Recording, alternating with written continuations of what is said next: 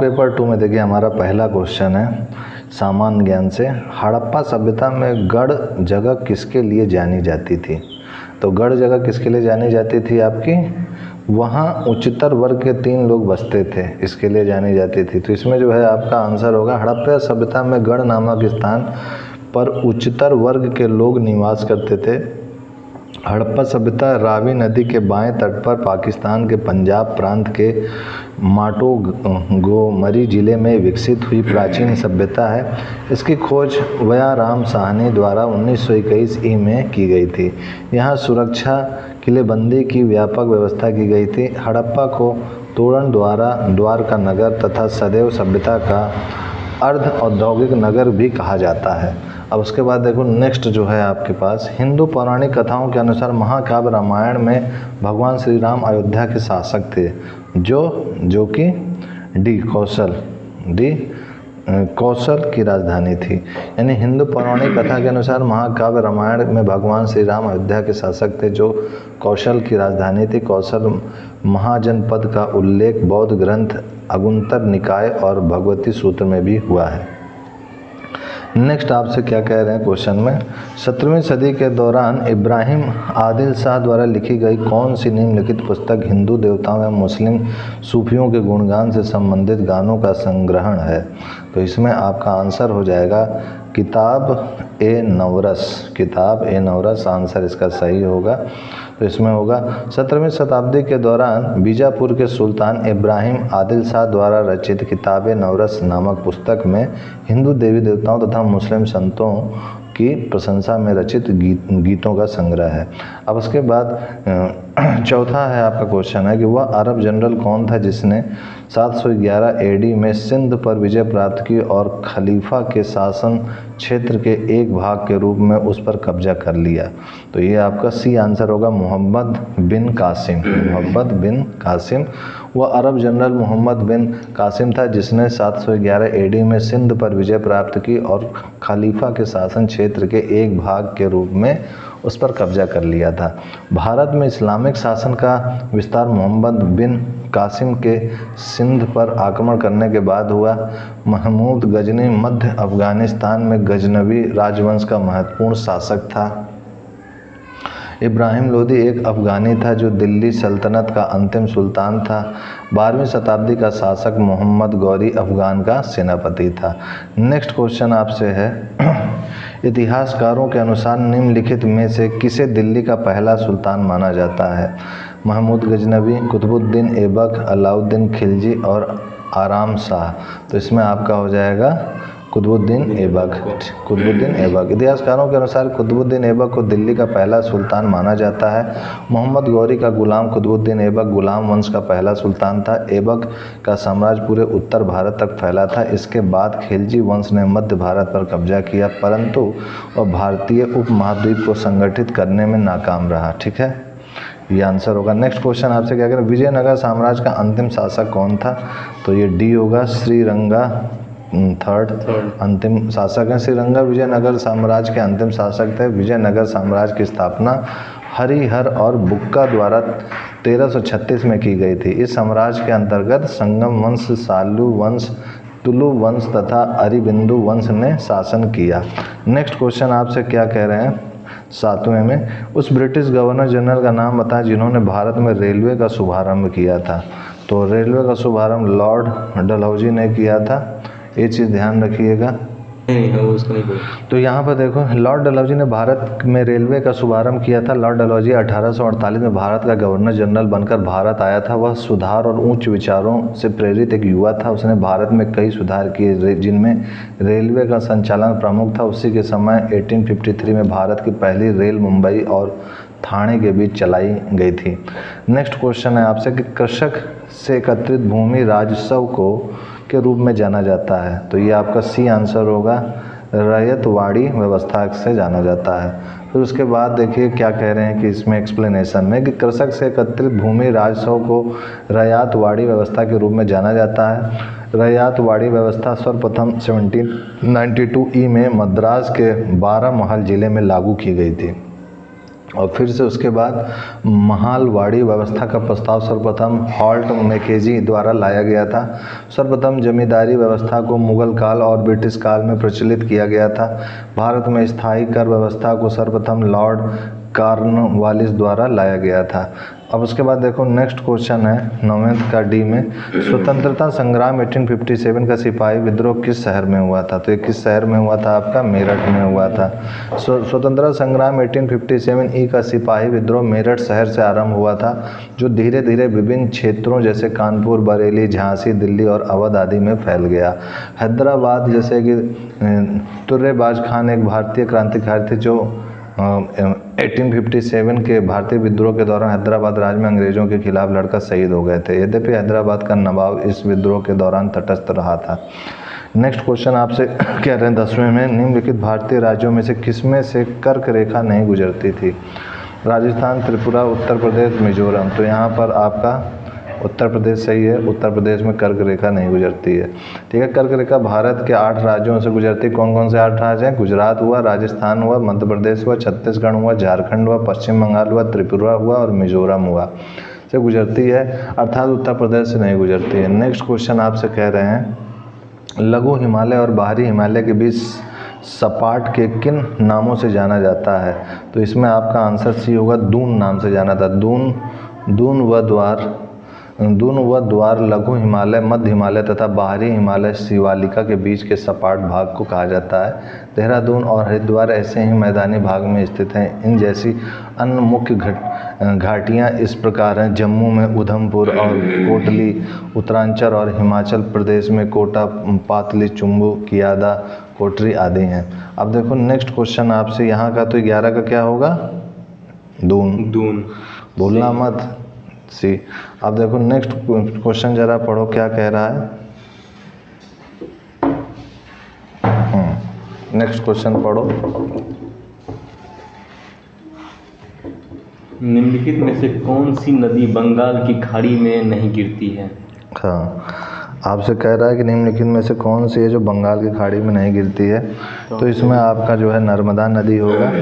और इसको हम लोग पढ़ते हैं कि इसका एक्सप्लेनेशन क्या होगा। नर्मदा नदी अरब सागर में गिरने वाली नदी है और कावेरी, कृष्णा तथा गोदावरी नदियाँ बंगाल की खाड़ी में गिरती हैं। गोदावरी नदी दक्षिण गंगा के नाम से भी जानी जाती है।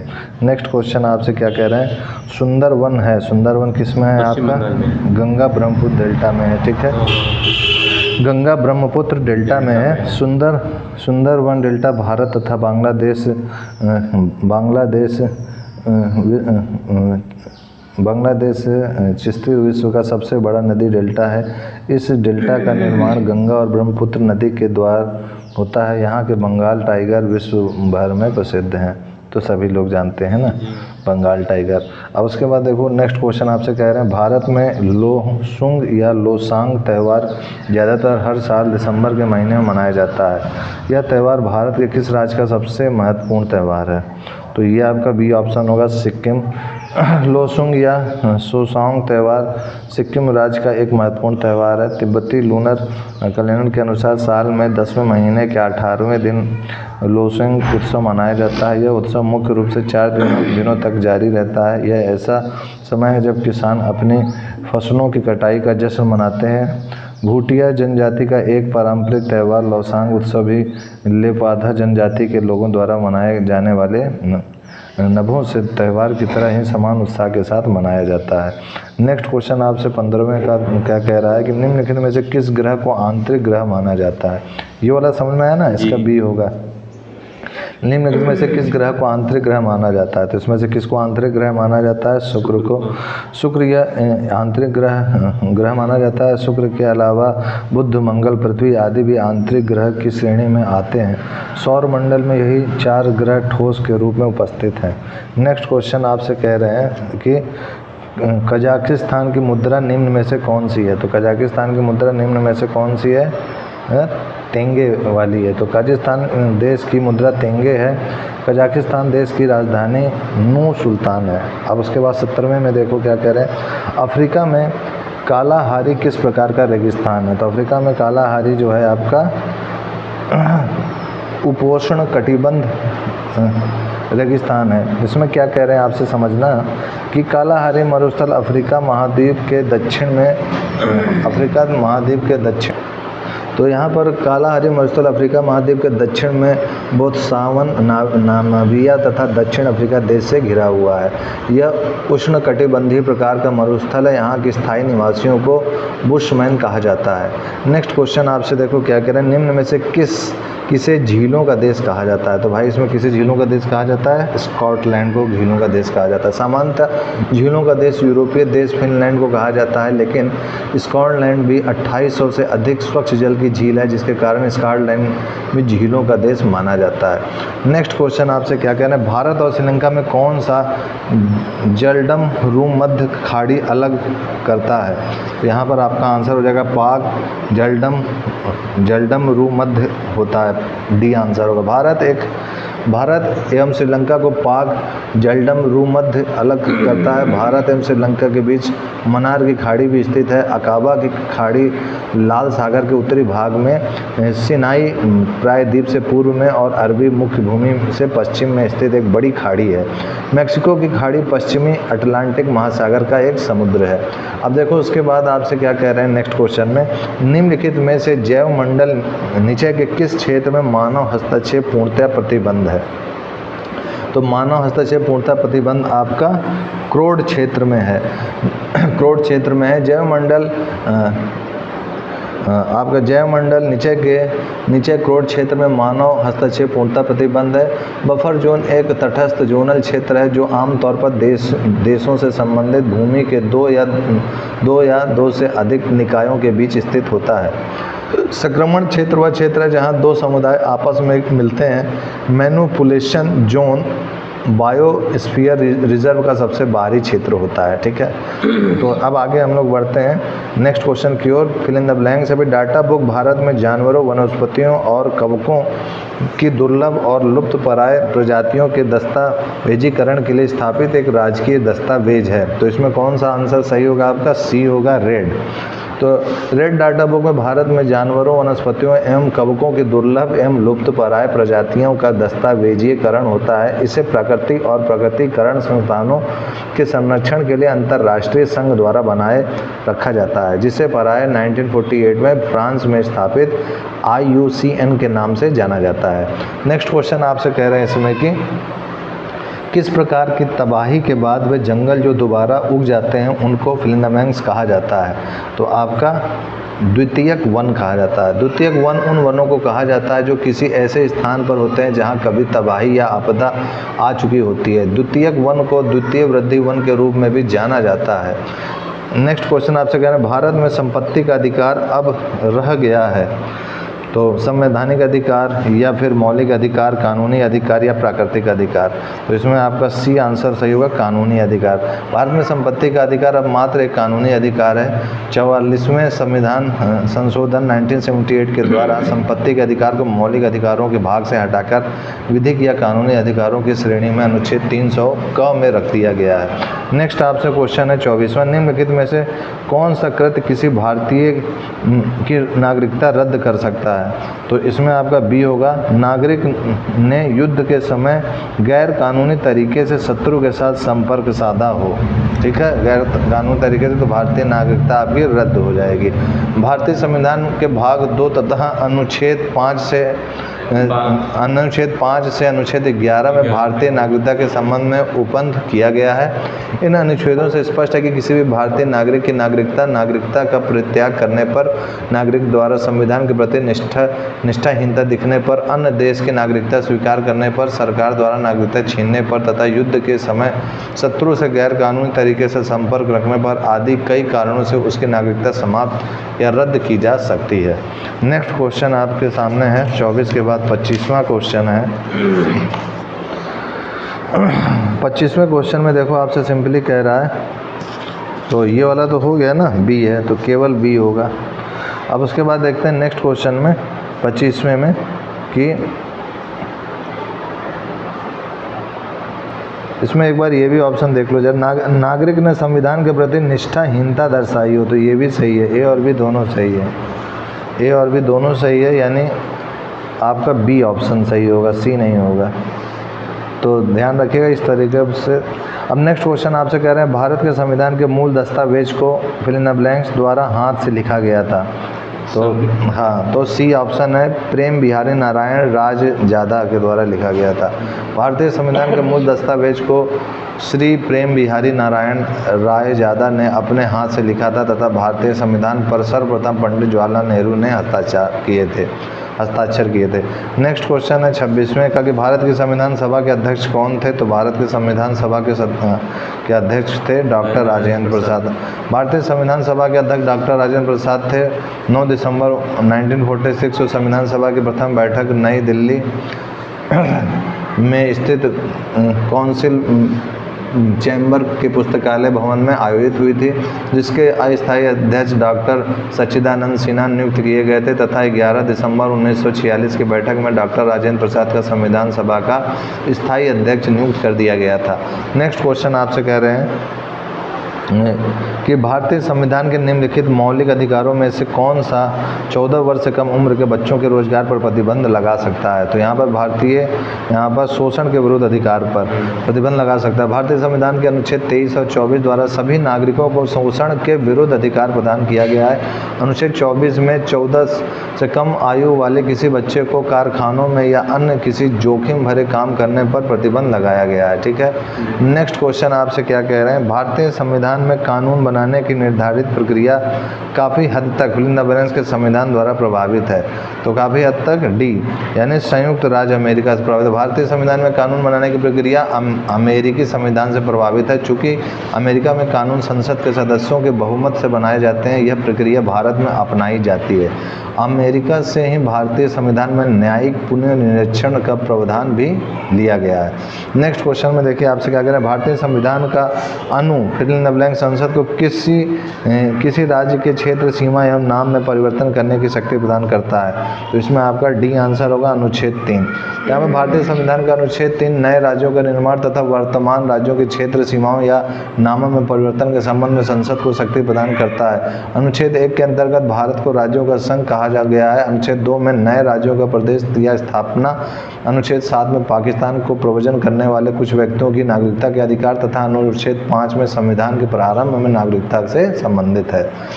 नेक्स्ट क्वेश्चन हम लोग पढ़ें अगर, तो नेक्स्ट क्वेश्चन में कह रहा है किसी व्यक्ति को भारत के एक नागरिक के रूप में मान्यता प्रदान करना भारत के संविधान के किस में आता है, सी वाले में आता है। अनुच्छेद 5 से 11 के में आता है। अभी हमने पढ़ाया था। भारतीय संविधान के भाग 2 के तहत नागरिकता के संबंध में उपबंध किया गया है। नागरिकता के संबंध में उपबंध अनुच्छेद 5 से 11 के बीच किया गया है। 31वां प्रश्न देखो क्या कह रहा है, निम्नलिखित में से कौन सा प्राथमिक क्षेत्र का एक उदाहरण है। तो इसमें प्राथमिक क्षेत्र का उदाहरण क्या है, दुग्धालय। तो ये याद रखना, दुग्धालय प्राथमिक क्षेत्र का एक उदाहरण है। भारतीय अर्थव्यवस्था को 3 क्षेत्र में विभाजित किया गया है, प्राथमिक क्षेत्र, द्वितीयक क्षेत्र तथा तृतीयक क्षेत्र। प्राथमिक क्षेत्र में कृषि, वानिकी, पशुपालन, खनन आदि शामिल है। द्वितीयक क्षेत्र में विनिर्माणम शामिल है। तृतीयक क्षेत्र में व्यापार, परिवहन, संचार, बैंकिंग, शिक्षा, स्वास्थ्य, बीमा आदि शामिल है। समझ पाए बात को। अब उसके बाद देखो 32वां जरा क्वेश्चन पढ़ो क्या कह रहा है। डैश सूत्र भारत में राज्य योजनाओं के लिए केंद्रीय या सहायता के आवंटन का। हाँ, सूत्र भारत में राज्य योजनाओं के लिए केंद्रीय सहायता के आवंटन का निर्धारण करने के लिए 1969 में विकसित हुआ था। इस सूत्र को चौथी और 5वीं पंचवर्षीय योजनाओं के दौरान योजना सहायता के वितरण के लिए अपनाया गया था। तो इसमें कौन सा आंसर होगा आपका, 32वें का ये गाडगिल थे। फिर उसके बाद 33वें प्रश्न में देखो क्या कर रहे हैं, मुद्रास्फीति जनित मंदी वास्तविक सकल घरेलू उत्पाद और बढ़ते मूल्य स्तर का संयोजन है। तो इसमें क्या आंसर होगा आपका, डी होगा घटता हुआ, क्योंकि मुद्रास्फीति गणितीय आकलन पर आधारित एक अर्थशास्त्रीय अवधारणा है जिसके अंतर्गत बाजार में मुद्रा का प्रसार या संकुचन और वस्तुओं की कीमतों में वृद्धि या कमी की गणना की जाती है। मुद्रास्फीति जनित मंदी घटता हुआ वास्तविक सकल घरेलू उत्पाद और बढ़ते मूल्य स्तर का संयोजन है। एक उच्च कीमत और कोई आर्थिक विकास न होने की स्थिति उत्पन्न करता है। परिणाम स्वरूप यह रोजगार की कमी को बढ़ाता है। ठीक है। नेक्स्ट क्वेश्चन आपसे क्या करें, निम्न में से कौन सा भारतीय कृषि के क्षेत्र में विशेष रूप से हरित क्रांति के बाद एक महत्वपूर्ण इनपुट बन गया है। तो इसमें आपका आंसर हो जाएगा सी उर्वरक। हरित क्रांति से अभिप्राय देश के संचित एवं असंचित कृषि क्षेत्रों में अधिक उपज देने वाले संकर तथा बौने बीजों के उपयोग से फसल उत्पादन में वृद्धि करना है। भारतीय कृषि के क्षेत्र में विशेष रूप से हरित क्रांति के बाद उर्वरक एक महत्वपूर्ण इनपुट के रूप में उभरा है। हरित क्रांति के बाद उच्च उत्पादक बीजों, रासायनिक उर्वरकों तथा कीटनाशकों के उपयोग में तीव्र गति हुई है। नेक्स्ट क्वेश्चन आपसे क्या कह रहे हैं, भारत की केंद्र सरकार ने 2018 को किस खाद्य पदार्थ का राष्ट्रीय वर्ष घोषित करने का निर्णय लिया था? तो किसको किया था? 35वें में मोटे अनाजों का बाजार। ठीक है। भारत सरकार ने देश में पोषण सुरक्षा प्राप्त करने के लिए मिशन मोड पर बाजार की खेती को बढ़ावा देने के लिए 2018 को राष्ट्रीय बाजरा मोटा अनाज वर्ष घोषित किया है। इस पहल से ज्वार, बाजरा, रागी जैसे मोटे अनाज की खेती को बढ़ावा मिलने की उम्मीद है। बाजार में उच्च मात्रा में फाइबर और आवश्यक खनिज होते हैं। बाजरा पोटेशियम का एक समृद्ध स्रोत है। बाजरा में उच्च मात्रा में फाइबर और आवश्यक खनिज होते हैं। बाजरा है, सॉरी। अब उसके बाद देखिए नेक्स्ट क्वेश्चन आपसे कह रहे हैं 36वें कि बियर तथा बुल शब्दों का प्रयोग किस क्षेत्र में होता है? तो बियर तथा बुल शब्द का प्रयोग शेयर बाजार में होता है। बियर और बुल शब्दों का उपयोग शेयर बाजार के अंतर्गत किया जाता है। शेयर बाजार में जो व्यक्ति स्टॉक की कीमतें बढ़ाने का प्रयास करता है उसे तेजड़िया, बुल्स और जो व्यक्ति स्टॉक की कीमतें गिरने की आशा करके किसी वस्तु को भविष्य में देने का वायदा करके बेचता है उसे मंदड़ियाँ या बियर्स कहा जाता है। अब उसके बाद देखिए नेक्स्ट आपसे कह रहे हैं क्वेश्चन में कि निम्नलिखित में से कौन सा बैंक भारत का सबसे पुराना सार्वजनिक क्षेत्र का बैंक है? तो इलाहाबाद बैंक सबसे पुराना। इलाहाबाद बैंक भारत का प्रमुख अनुसूचित वाणिज्य बैंक है। यह 1865 में स्थापित हुआ था। इसका प्रधान कार्यालय कोलकाता में है। प्रश्नगत भारत का सबसे पुराना सार्वजनिक बैंक इलाहाबाद बैंक है। भारत के इतिहास का सबसे पुराना बैंक बैंक ऑफ हिंदुस्तान था, जिले 1770 में कोलकाता में स्थापित किया गया था। नेक्स्ट क्वेश्चन है आपसे, अगस्त 2018 के अनुसार भारतीय प्रतिभूति और विनिमय बोर्ड SEBI का वर्तमान अध्यक्ष कौन है? तो भाई इसका वर्तमान अध्यक्ष कौन है? अजय त्यागी, यानी ये ऑप्शन इसका सही है। अजय त्यागी SEBI भारत सरकार के वित्त मंत्रालय के अधिकार क्षेत्र में भारत में प्रतिभूतियों और माल बाजारों के लिए नियामक निकाय है। इसका गठन 12 अप्रैल 1988 को एक गैर संवैधानिक निकाय के रूप में किया गया है। नेक्स्ट क्वेश्चन आपसे कह रहा है अमेरिका के स्वतंत्रता संग्राम के नेता कौन थे? तो भाई कौन थे अमेरिका के स्वतंत्रता संग्राम के नेता? हाँ, वाशिंगटन, सही है आपका। तो अमेरिका में स्वतंत्रता संग्राम के प्रमुख नेता जॉर्ज वाशिंगटन थे। इस आंदोलन का तत्कालिक ग्रेनविल के कुछ आपत्तिजनक कार्य थे। सप्तवर्षीय युद्ध के परिणाम स्वरूप आर्थिक संकट पैदा हो गया था। किसान और मजदूर दो अपनी सीमा से बाहर जाकर आदिवासियों की भूमि आबाद करना चाहते थे, लेकिन ग्रेनविल ने इस पर प्रतिबंध लगा दिया था। नेक्स्ट क्वेश्चन आपसे कह रहे हैं 15वीं शताब्दी में कौन से व्यापारी सबसे पहले हिंद चीन पहुँचे? तो 15वीं शताब्दी में पुर्तगाली व्यापारियों का संघ सबसे पहले हिंद चीन पहुंचा, जिसमें वास्को ड गामा पहला व्यक्ति था जो समुद्री मार्ग द्वारा 1498 में पूर्वी देशों के साथ व्यापार के लिए पुर्तगाल के लिस्बन बंदरगाह से निकला था, जो भारत के कालीकट तट पर 1498 में पहुंचा था। नेक्स्ट क्वेश्चन आपसे क्या कह रहे हैं 41 में, किस घटना ने राष्ट्रवाद की अवधारणा को जन्म दिया? तो कौन सी ऐसी घटना थी भाई? तो फ्रांस की क्रांति जो थी वो राष्ट्रवाद के घटना को जन्म दिया था। राष्ट्रवाद की अवधारणा का जन्म पुनः जागरण की घटना से माना जाता है कि राष्ट्रवाद वह विश्वास है कि लोगों को एक समूह इतिहास, परंपरा, भाषा, जातीयता या जातिवाद और संस्कृति के आधार पर स्वयं को एकीकृत करता है। इन सीमाओं के कारण वे इस निष्कर्ष पर पहुंचे हैं कि उन्हें अपने स्वयं के निर्णयों के आधार पर अपना स्वयं का संप्रभु राजनीतिक समुदाय राष्ट्र स्थापित करने का अधिकार है। नेक्स्ट क्वेश्चन आपसे क्या कह रहे हैं, किलोवाट घंटा इकाई है? तो किलोवाट क्या है आपका? विद्युत ऊर्जा की इकाई है, ठीक है ना, विद्युत ऊर्जा की ध्यान रखना। नेक्स्ट क्वेश्चन आपसे कह रहे हैं दो वेक्टर जिनका मान अलग है, दो वेक्टर हैं जिनका मान अलग है, तो क्या होगा? उपयुक्त उनकी दिशा अलग होगी, उनका परिणामी शून्य होगा, उनका परिणामी शून्य नहीं हो सकता, उपयुक्त में से कोई नहीं। दो वेक्टर जिनका मान अलग है, मान अलग अलग है, तो उनकी दिशा क्या अलग होगी? उनकी परिणामी शून्य होगी, तो उपयुक्त में से कोई भी नहीं होगा। ये चीज़ आपका आंसर हो जाएगा। वेक्टर समझते हो ना, वेक्टर जिसका मैग्नीट्यूड और डायरेक्शन होता है, ठीक है ना। तो कह रहे हैं उनकी दिशा अलग होगी, उनकी परिणामी शून्य होगा, उनका परिणामी शून्य नहीं हो सकता, तो इनमें से कोई भी नहीं है। देखो नेक्स्ट क्वेश्चन कह रहे हैं रैखिक संवेग के बदलने की दर को कहते हैं, तो इसमें क्या हो जाएगा आपका सी, आपका आंसर हो जाएगा बल। रैखिक संवेग के बदलने की दर को कहते हैं, क्या कहते हैं, बल कहते हैं। क्यों कहेंगे बल, जैसे कि हमें पता है पी क्या होता है, मोमेंटम मास इनटू वेलोसिटी, और फोर्स क्या हो जाएगा, मास इनटू एक्सीलरेशन, ठीक है ना। तो ये बल का कार्य करेगा। और उसके बाद कह रहे हैं सभी मूल बलों में सबसे दुर्बल है, तो सबसे दुर्बल कौन सा है, तो सबको पता है डी वाला गुरुत्वीय बल। निम्न में से कौन सा ऊर्जा का मात्रक नहीं है, इनमें से कौन सा जो ऊर्जा का मात्रक नहीं है, तो आपका किलोवाट जो है ऊर्जा का मात्रक नहीं है, ठीक है ना।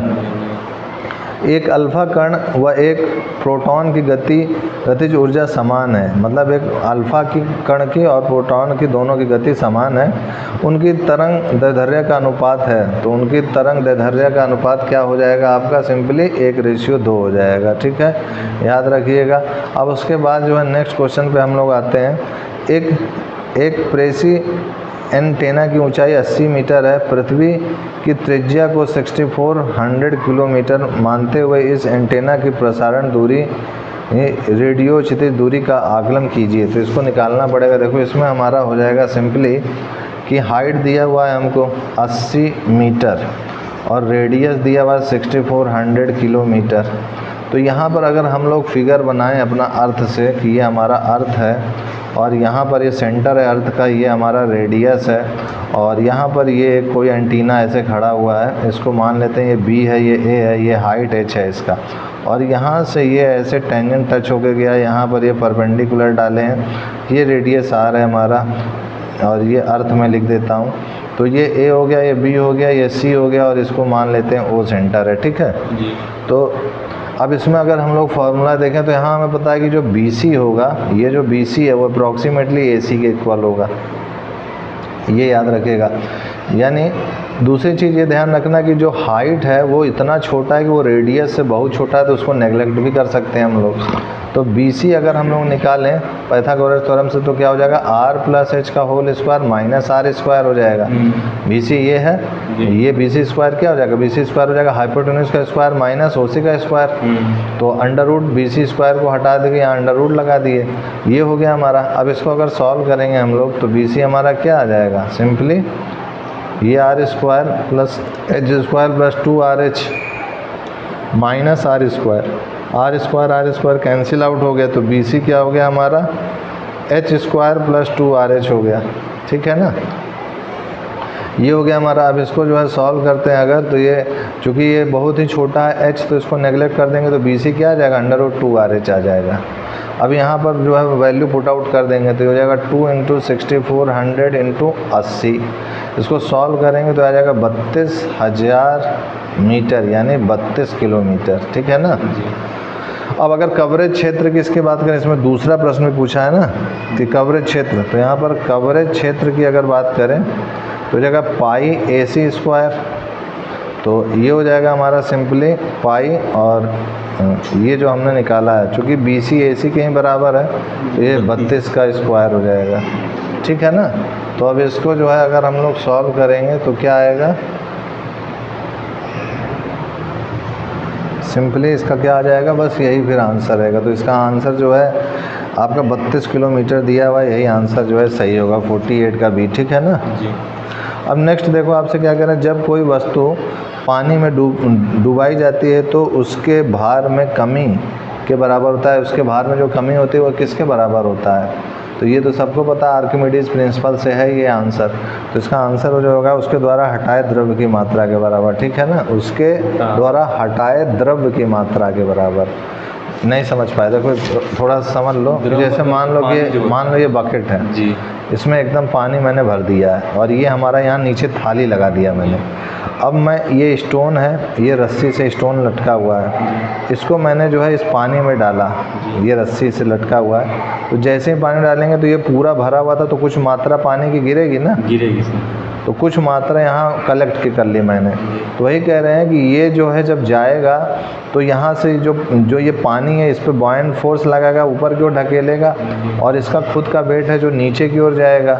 तो नेट वेट जो इस पर लगेगा फोर्स वो किसके बराबर होगा? ये जो पानी की मात्रा नीचे गिर गई है उसके बाद हाँ ये होगा। तो वही कह रहे हैं कि जब कोई वस्तु पानी में डुबाई जाती है तो उसका भार में कमी, उसके भार में कमी हमें को देखने को मिलती है, तो वो किसके बराबर होता है? उसके भार में जो कमी हुई है तो उसके द्वारा हटाए द्रव्य की मात्रा के द्वारा, उसके द्वारा हटाए गए द्रव्य की मात्रा। देखो ये जब गया तो ये द्रव्य हटा ना, ये चीज़ है। अब देखो नेक्स्ट क्वेश्चन आपसे कह रहे हैं रासायनिक परिवर्तन का उदाहरण है। रासायनिक परिवर्तन का उदाहरण क्या हो जाएगा आपका? सी ऑप्शन है, दूध का खट्टा होना। दूध का खट्टा होना, दूध का खट्टा होना एक रासायनिक परिवर्तन है क्योंकि इसके परिणाम स्वरूप खट्टे स्वाद वाले लैक्टिक एसिड का निर्माण होता है। नेक्स्ट आपसे कह रहे हैं वायवीय श्वसन में ग्लूकोज के विखंडन से प्राप्त होता है। ग्लूकोज के विखंडन से क्या प्राप्त होता है? सी वाला ऑप्शन, CO2 जल प्राप्त होता है। ठीक है ना। नेक्स्ट क्वेश्चन आपसे क्या कह रहे हैं कि अम्लीय वर्षा निम्न के ऑक्साइडों के कारण होती है। कार्बन, केवल नाइट्रोजन, केवल सल्फर या सल्फर और नाइट्रोजन। तो इसमें कौन सा ऑप्शन सही होगा? सी वाला, केवल सल्फर। ठीक है याद, सॉरी नहीं केवल सल्फर नहीं होगा, सल्फर और नाइट्रोजन भी होगा, सल्फर और नाइट्रोजन भी होगा। अम्लीय वर्षा सल्फर और नाइट्रोजन के ऑक्साइड के कारण होती है। अम्लीय वर्षा का परिणाम तब होता है जब सल्फर डाइऑक्साइड यानी SO2 और नाइट्रोजन ऑक्साइड यानी NO2 वायुमंडल में उत्सर्जित होते हैं। घनत्व अधिक होने पर वर्षा के रूप में जमीन पर गिरने लगते हैं, आर्द्रता के कारण लटक जाते हैं, और SO2 और NO2 का उत्सर्जन प्राय उद्योगों से होता है। नेक्स्ट क्वेश्चन आपसे क्या कर रहे हैं एक अधातु जो कमरे के तापमान पर द्रव्य के रूप में मिलती है वो क्या है? हमारी सिंपली ब्रोमीन है। एक धातु जो कमरे के तापमान में भी द्रव्य के रूप में मिलती है। द्रव्य मतलब समझते हो ना? लिक्विड फॉर्म में। हाँ, ब्रोमीन एक ऐसी धातु है जो कमरे के ताप पर द्रव अवस्था में रहती है तथा इसका परमाणु क्रमांक 35 है। यह एक चमकीले द्रव्य के रूप में पाई जाती है। इसका प्रयोग फोटोग्राफी में प्रकाश संवेदी के रूप में तथा विभिन्न धातुओं को आपस में जोड़ने के लिए किया जाता है। नेक्स्ट क्वेश्चन आपसे कह रहे हैं लोहे पर कलई के लिए निम्नलिखित में से किस धातु का उपयोग किया जाता है जिससे कि इसके क्षय को रोका जा सके? तो इसमें आंसर होगा आपका जिंक। जिंक से ना ये प्रोसेस क्या होता है? गैल्वेनाइजेशन की जंग ना लगे तो लोहे के ऊपर हम लोग जो है कोटिंग कर देते हैं जिंक की, जिससे कि लोहा हमारा सही रहे। तो लोहे से बने सामानों पर जिंक धातु की परत चढ़ाने की प्रक्रिया को हम लोग गैल्वेनाइजेशन कहते हैं, ये चीज़ ध्यान रखिएगा। अब उसके बाद देखो क्या कह रहे हैं इर्थेन जिसका आणविक सूत्र C2H6 है के पास है, इसमें 7 सहन संयोजक बंध है या फिर 8 है या 9 है या 6 है। तो इसमें क्या होगा आपका? ए ऑप्शन सही होगा, 7 संयोजक बंध होंगे। और उसके बाद आपका नेक्स्ट क्वेश्चन है 56 वाले में निम्न में से किस प्रशीतक का उपयोग आजकल नहीं होता है? तो आजकल किस प्रशीतक का उपयोग नहीं होता है? अमोनिया का उपयोग नहीं होता। ठीक है, अमोनिया प्रशीतक का उपयोग आजकल नहीं होता है। प्रशीतक या रेफ्रिजरेटर की क्रिया विधि शुरू होती है कंप्रेसर से। सबसे पहले अमोनिया गैस को संपीड़ित किया जाता है, इसके लिए दाब को बढ़ाया जाता है जिससे अमोनिया गैस बहुत अधिक गर्म हो जाता है। प्रशीतक प्रायः तरल द्रव्य या गैस होता है। अधिकांश ऊष्मा चक्रों में प्रशीतक की भौतिक अवस्था बदली जाती है, द्रव्य से गैस तथा पुनः गैस से द्रव्य। इस कार्य के लिए बहुत से पदार्थ उपयोग में लाए जाते रहे हैं। 20वीं शताब्दी में फ्लोरोकार्बन मुख्यतः फ्लोरोकार्बन इस काम के लिए बहुत उपयोग में लाया गया। यद्यपि औद्योगिक प्रशीतक के रूप में अमोनिया का प्रयोग आज भी किया जा रहा है। नेक्स्ट क्वेश्चन है आपसे संक्षेपण बहुलक का उदाहरण है। तो इसमें संक्षेपण बहुलक का नाम PVC है, याद रखना, पॉलीविनिल क्लोराइड है।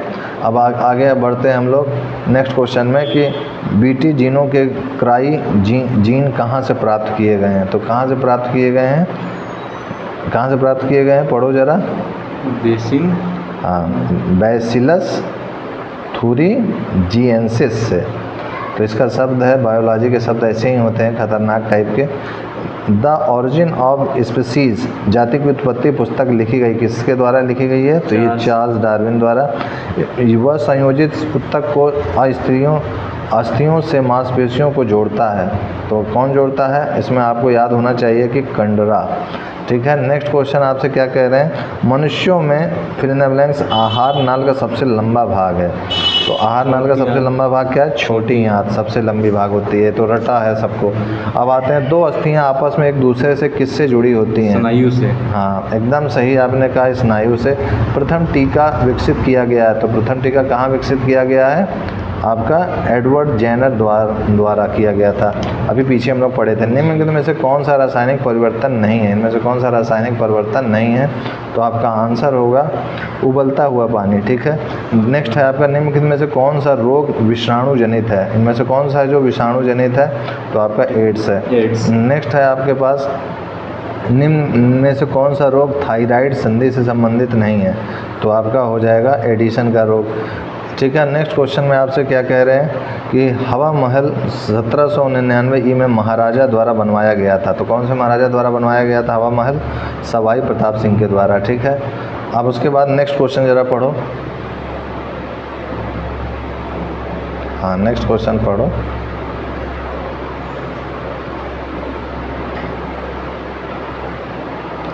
क्या हुआ, आवाज़ ही नहीं निकल रही है तुम्हारी?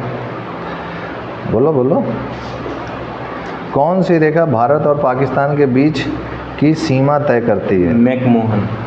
कह रहा हूँ चश्मा लगा लो, दिखता तो है नहीं तुमको, फिर भी चश्मा 0.5 पावर जितने की है लगाना चाहिए ना।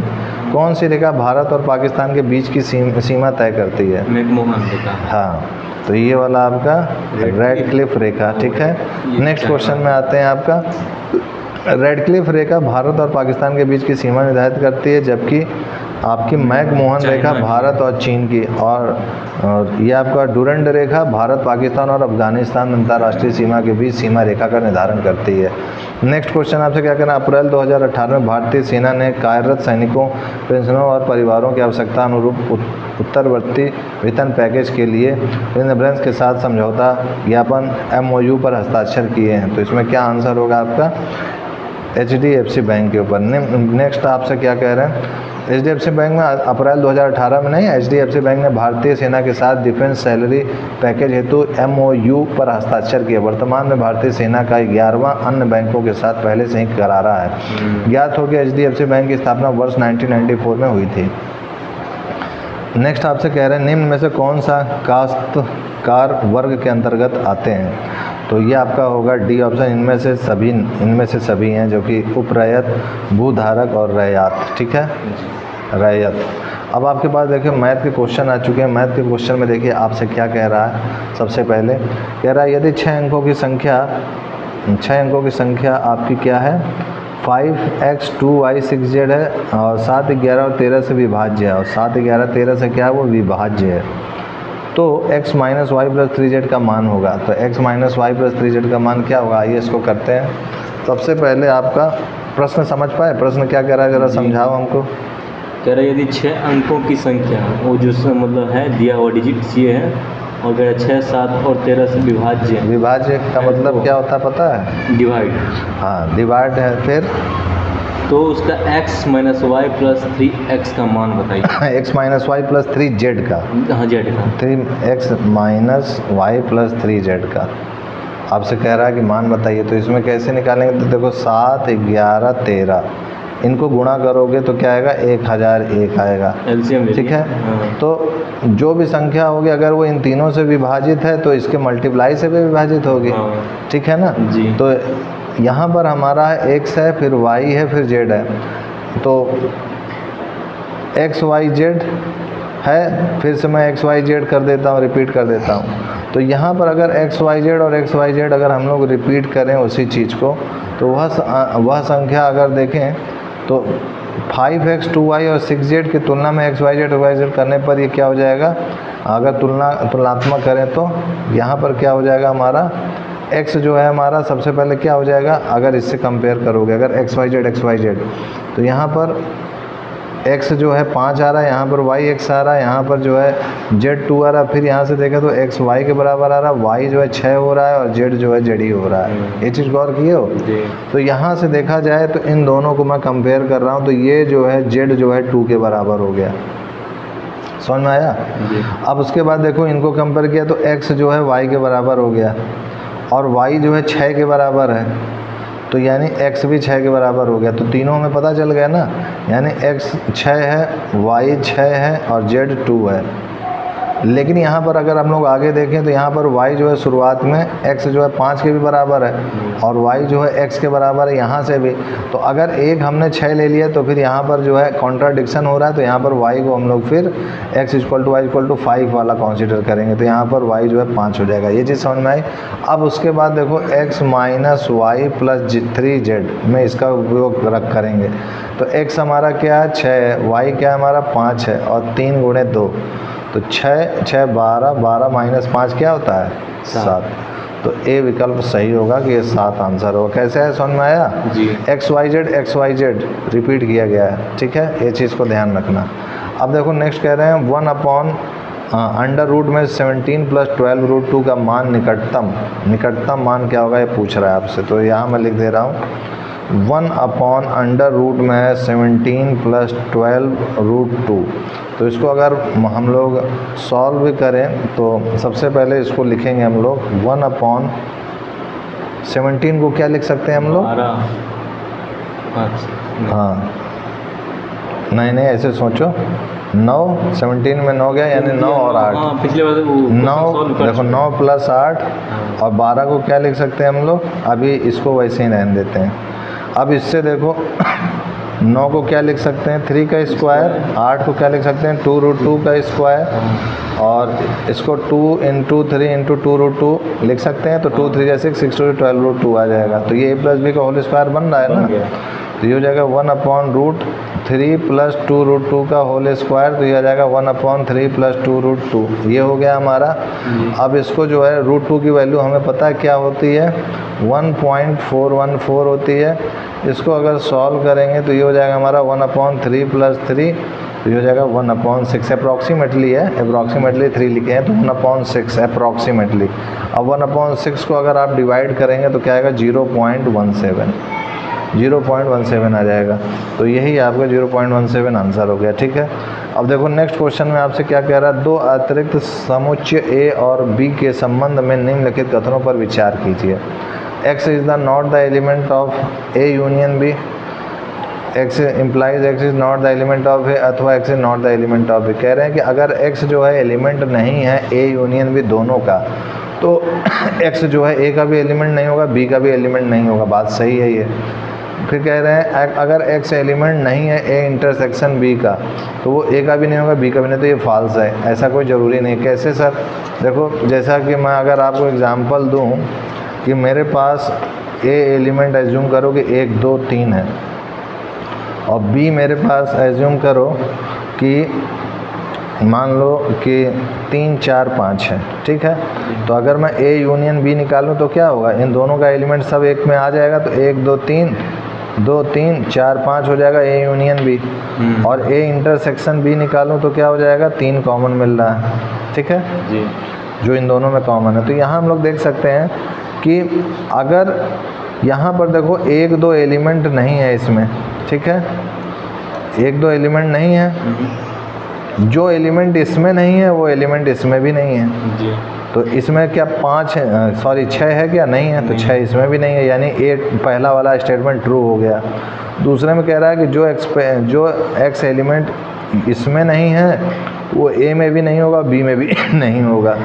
तो ये क्या ट्रू है, तो ऐसा कोई ज़रूरी नहीं है कि एक्स जो है ए इंटरसेक्शन बी में देखो क्या है 3 है, 3 है आ रहा है ना, जबकि इस 3 में क्या 4 है, यहाँ पर नहीं है, 4 है यहाँ पर नहीं, लेकिन 4 इसमें है, बी में है, 2 इसमें है, नहीं है, लेकिन 2 ए में है।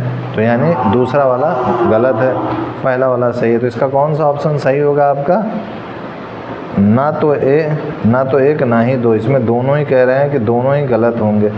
तो ऐसा कैसे है कि अगर x जो है एलिमेंट नहीं है A यूनियन B का, तो A का भी नहीं होगा और B का भी नहीं होगा। तो A यूनियन B में तो ऐसा नहीं होना चाहिए। तो यहाँ पर जो है आपका 1 और 2 दोनों, केवल एक और दोनों ही यहाँ पर, ना तो 1 ना ही 2। तो यहाँ पर जो है देखो, तो इसमें आप जो है पहला जो है ट्रू लिख लीजिएगा, पहला ट्रू होगा, दूसरा फॉल्स। ठीक है, आप देखो नेक्स्ट क्वेश्चन पे आते हैं 74 में।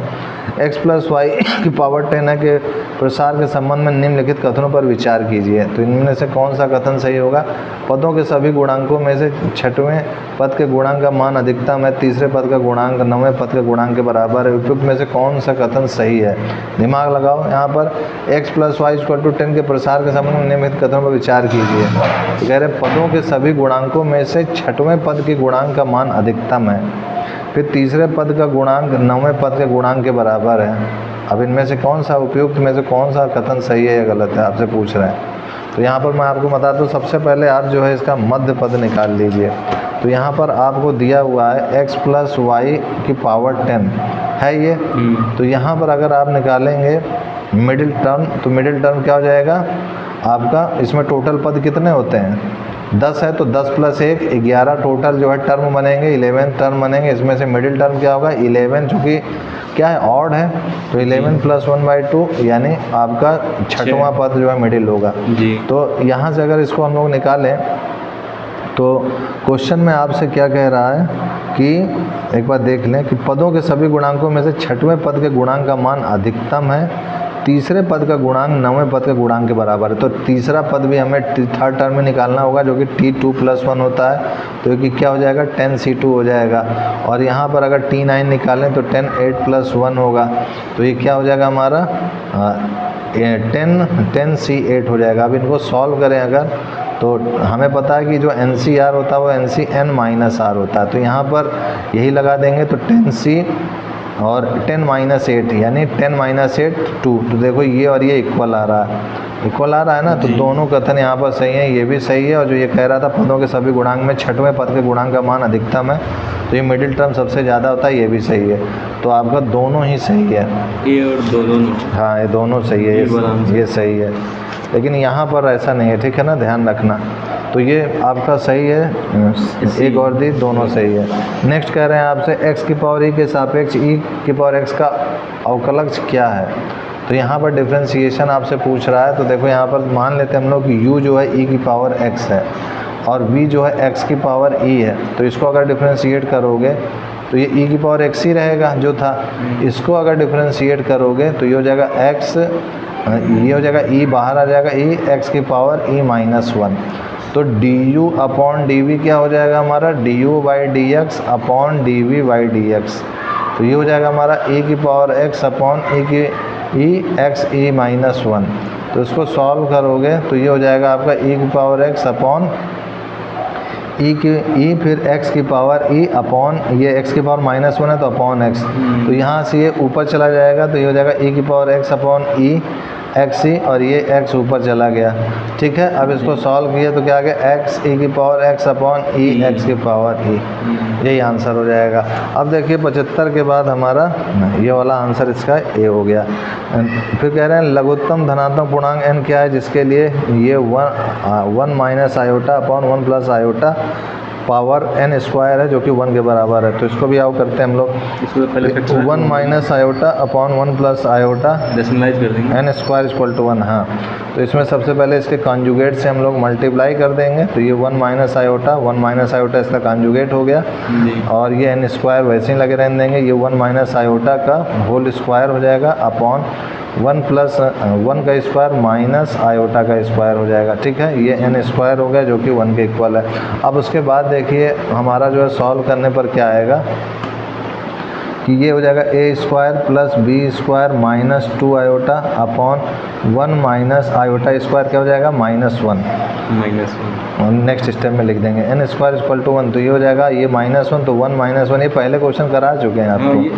1, हाँ, ये हो जाएगा n स्क्वायर इक्वल टू 1। तो ये कैंसिल आउट हो गया, तो ये -2 आयोटा अपॉन 2, तो 2 कैंसिल हो जाएगा, माइनस आयोटा की पावर n स्क्वायर आएगा और ये 1 के इक्वल होगा। तो यहाँ पर जो है आयोटा की पावर कितनी रखें कि ये जो है 1 की पावर बन जाए, 1 आ जाए। तो आयोटा की पावर अगर आप 4 करोगे 4 करोगे तो ये 1 आ जाएगा, तो आयोटा की पावर 4 हो गया।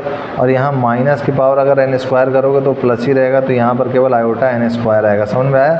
-1 का अगर स्क्वायर करोगे, पावर चूँकि स्क्वायर वाला लगा है तो यानी इवन होगा, तो इवन होगा माइनस साइन नहीं आएगा। कंपेयर करें n स्क्वायर इक्वल टू 4 आ गया, तो n इक्वल टू 2 आ गया, तो 2 आपका आंसर हो गया। तो इस टाइप से क्वेश्चन हम लोग करते हैं। नेक्स्ट क्वेश्चन में देखिए क्या कह रहा है, दिए गया साधारण ये है आपका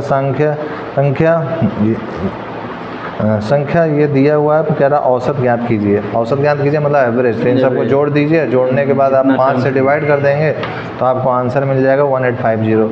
एकदम इजी है। दिए गए साधारण असीमित आंकड़ों का बहुलक तथा माध्य क्रमशः 18 और 24 इनका मध्यमान क्या होगा। तो यहाँ पर देखो सिंपली कह रहे हैं, ये फिगर हमने बना दिया और आपसे ये कह रहे हैं कि 9 मीटर 78 में सिंपली, अच्छा ट्रिंगल वाला नहीं, 78 वाला क्वेश्चन देखते हैं। दिए गए साधारण असीमित आंकड़ों का बहुलक तथा मध्य ये दिया गया है, यानी तो देखो इसमें जो है सूत्र बहुलक जो होता है, फॉर्मूला आपका होता है 3 गुणे मध्य मान होता है, इसको ध्यान रखिएगा, जो कि 2 गुणे माध्य होता है, 2 गुणे माध्य होता है। तो ये जो है आपका किसके बराबर है, बहुलक के बराबर है। तो बहुलक क्या आपको दिया हुआ 18, जो कि 3 गुणे मध्याह्न, इसको मान लेते हैं y मध्यमान को, और 2 गुणे मध्य दिया हुआ 24। तो इसको सॉल्व करेंगे आप तो मध्यमान आपका आ जाएगा y इक्वल टू 18 प्लस 48/3, तो ये हो जाएगा 22 सॉल्व करने पे, तो यानी 22 आंसर होगा। ठीक है ना, सी आंसर होगा। तो ये ध्यान रखना, ये 3 -2 है बेटा, ये इधर आएगा तो प्लस होगा, ये इक्वल नहीं है, जल्दीबाजी में मैंने इक्वल लगा दिया, माइनस है। ठीक है ना, ये वही वाला है जो मैंने आपको बताया था, मोड इक्वल टू 3 मीडियन और -3 मीडियन -2 मीन, यही वाला फॉर्मूला लगेगा इसमें, यही है। चलो अब नेक्स्ट पे आते हैं हम लोग 79 क्वेश्चन पे। 79 क्वेश्चन में आपसे देखिए क्या कह रहा है मैथ के पोर्शन में, कि 9 मीटर ऊंचे एवं ऊर्ध्वाधर खंभे की छाया की लंबाई मीटर में कितनी होगी यदि उस समय सूर्य का 30 डिग्री, यानी एंगल ऑफ एलिवेशन आपको दिया हुआ है। तो देखिए यहाँ पर ये हो गया, ये एंगल ऑफ एलिवेशन है 30 डिग्री, ये 9 मीटर है आपका, इसको सॉल्व करोगे तो क्या होगा, तो यहाँ पर tan 30 डिग्री लगा लो। tan 30 डिग्री क्या होगा, एल्टीट्यूड अपॉन बेस, इसको x मान लो, और 30 डिग्री क्या होता है मान 1/√3 होता है, जो कि n/x, x क्या हो जाएगा 9√3 मीटर, यही आपका आंसर हो जाएगा। तो 79 का आपका जो आंसर होगा 9√3, यानी ये सही है आपका। फिर आपसे कह रहा है cot थीटा अगर ये दिया हुआ है तो cos theta minus sine theta, बताइए क्या होगा अगर थीटा जो है पाई से 3π/2 के बीच में है। तो आइए इसको करते हैं। देखिए cot थीटा आपको दिया हुआ 7/24, ठीक है। अब इसमें भी ऐसे ही ट्रिंगल बनाते हैं। तो cot थीटा का क्या होता है फार्मूला, आपको क्या पता है, बेस अपॉन एल्टीट्यूड होता है। तो बेस आपका हो गया 7, एल्टीट्यूड हो गया 24। तो इनका जो अगर सॉल्व करोगे आप पाइथागोरस थ्योरम से, तो ये क्या हो जाएगा, इसका मान ये हो जाएगा 24 का स्क्वायर प्लस 7 का स्क्वायर, जो कि 576 प्लस 49 हो जाएगा। और इसको अगर सॉल्व करोगे तो ये हो जाएगा 625, जो कि 25 के बराबर हो जाएगा, ये 25 हो गया आपका, ठीक है। तो cos theta minus sine theta अगर आप करोगे तो क्या हो जाएगा आपका, सिंपली यहाँ से देखो और सॉल्व करके बताओ। तो यहाँ पर एक चीज़ और ध्यान रखो कि आपसे कह रहा है क्वेश्चन में कि जो थीटा है पाई से 3π/2 के बीच में, यानी पाई से 3/2 मतलब थर्ड क्वाड्रेंट में है। तो थर्ड क्वाड्रेंट में cos और साइन क्या होता है, दोनों नेगेटिव होते हैं, ध्यान रखना, दोनों ही नेगेटिव होते हैं थर्ड क्वाड्रेंट में। तो यहाँ पर आपका जो होगा आंसर क्या हो जाएगा, चंद्रभूषण कुमार जी, और आंसर इसका हो जाएगा cos थीटा में, इसको देखो बताओ, बेस अपॉन हाइपोटेन्यूज, तो बेस है 7/25 और ये माइनस में होगा। फिर माइनस साइन थीटा क्या होगा, एल्टीट्यूड अपॉन हाइपोटेन्यूज, माइनस 24/25। अब इनको सॉल्व करिए तो ये 25 होगा, ये माइनस माइनस प्लस होगा, 24 में से 7 घटाइए तो 17 होगा, और यही 17/25 आपका आंसर होगा, ठीक है। ऐसे सब इजी है, ये सब तुम्हें पढ़ चुके हो। फिर उसके बाद देखिए आपके मैथ के क्वेश्चन समाप्त हो चुके हैं, हिंदी के क्वेश्चन आ चुके हैं। हिंदी के क्वेश्चन में देखिए आपसे क्या कह रहा है, जरा पहला प्रश्न पढ़िए। ईर्ष्या तू ना गई मेरे मन से, किसके द्वारा लिखित निबंध है। हाँ, ऑप्शन पढ़ो जरा, थोड़ा आराम से पढ़ो। हजारी प्रसाद द्विवेदी, हाँ, पद्मलाल पुत्रलाल। हाँ, तो आपका रामधारी सिंह दिनकर होगा आंसर। ठीक है, नेक्स्ट क्वेश्चन आपसे क्या कह रहा है, चरणदास चोर किसके द्वारा रचित नाटक है। चरणदास चोर हो गए भाई, तो किसके द्वारा है, हबीब तनवीर के द्वारा है। नीचे दिए गए विकल्पों में से किस कवि को मैथिली कोकिला कहा जाता है, तो किस कवि को मैथिली कवि को, विद्यापति को। प्रेमचंद की प्रसिद्ध कहानी कफन का कब प्रकाशित हुई भाई, तो कब प्रकाशित हुई आपको ध्यान रखना चाहिए, 1936 में। नेक्स्ट क्वेश्चन आपसे क्या कह रहा है, कौन कौन में से निबंध का अंग नहीं है, तो चरित्र चित्रण जो है निबंध का अंग नहीं है। नेक्स्ट क्वेश्चन आपसे कह रहा है, निम्न में से कौन भारत तेंदुगनी निबंधकार नहीं है, ये तो बार बार पूछा जाता है, इसको बताओ जरा, देखते हैं तो बता पाते हो कि नहीं। बालकृष्ण भट्ट सर, है बालकृष्ण भट्ट। सोच लो एक बार, लॉक किया जाए आपका आंसर, तो नहीं बेटा, आपका आंसर गलत है, जयशंकर प्रसाद जो है नहीं है। ठीक है, उसके बाद जो है, अच्छा नहीं है, हाँ। निम्नलिखित में से कौन से आदिकालीन साहित्य की शाखा नहीं है, तो आदिकालीन शाखा कौन सी नहीं है, रीति मुक्त काव्य। नेक्स्ट आपसे निम्नलिखित में से प्रेमचंद की किस कहानी का मुख्य पात्र एक पशु है, तो एक पशु कौन सा है आपका, हाँ सोचो और बताओ। पूस की रात। हाँ, पूस की रात एकदम सही है। हामिद प्रेमचंद की किस कहानी का पात्र है, हामिद आगे। ठीक है, नेक्स्ट क्वेश्चन आपसे क्या करें, 90 में हिंदी ललित निबंध का समर्पित एवं सर्वश्रेष्ठ हस्ताक्षर किसे कहा जाता है, सूर्यकांत पाठनियाला। नहीं, विद्या निवास मिश्र को। नेक्स्ट क्वेश्चन में देखिए क्या करें, change the following sentence into complex sentence, इसको कॉम्प्लेक्स सेंटेंस में बदल दीजिए। ही हैड टू साइन और टू बी एग्जीक्यूटेड, या तो साइन करे निकास करे, तो इसमें क्या होगा, बी ऑप्शन होगा इसका। If he had not sign he would have been executed. अब उसके बाद देखिए क्या कह रहे हैं, change the sentence into passive voice, तो he was seen opening the box, I saw him opening the box, तो सही है ये आपका, है ना, भी सही है। नेक्स्ट क्वेश्चन कह रहा है, turn the following into indirect speech, do you write a good hand, रुकिए हम बताते हैं। हाँ, do you write a good hand, he said, he asked whether I wrote a good hand, यही आपका सही होगा। नेक्स्ट क्वेश्चन देखिए आपसे क्या कह रहा है, नेक्स्ट क्वेश्चन में रीड द पोएम। हाँ, अब इसमें देखो पोएम पढ़ना है, पोएम पढ़ने के बाद आपको इसका उत्तर देना है, तो ये तो आप कर लोगे, है ना, fill in the blanks type का है। फिर आपसे कह रहे हैं read the passage given below and read the question that choosing, तो इसमें पैसेज पढ़ना है आपको और पैसेज पढ़ करके आपको उत्तर देना है। तो इसमें मेरे लिए बताने लायक कोई चीज़ नहीं, पैसेज पढ़िएगा, उत्तर दीजिएगा आप। फिर ये आपका जो है 96 से पूरा 100 तक पैसेज वाला ही है, एक ट्रांसलेट का, इसको ज़रा देख लेते हैं। I do not feel like English today, मेरा, तो इसका आंसर हो जाएगा मेरा आज इंग्लिश पढ़ने का मन नहीं है, ये सही हो जाएगा। तो आप एकदम सही जगह पर हैं। अब देखिए हमारा ये पोर्शन ख़त्म हो चुका है, आज के लिए इतना ही। जय गुरुदेव, जय श्री राम और जय भारत माता, and I will see you next time.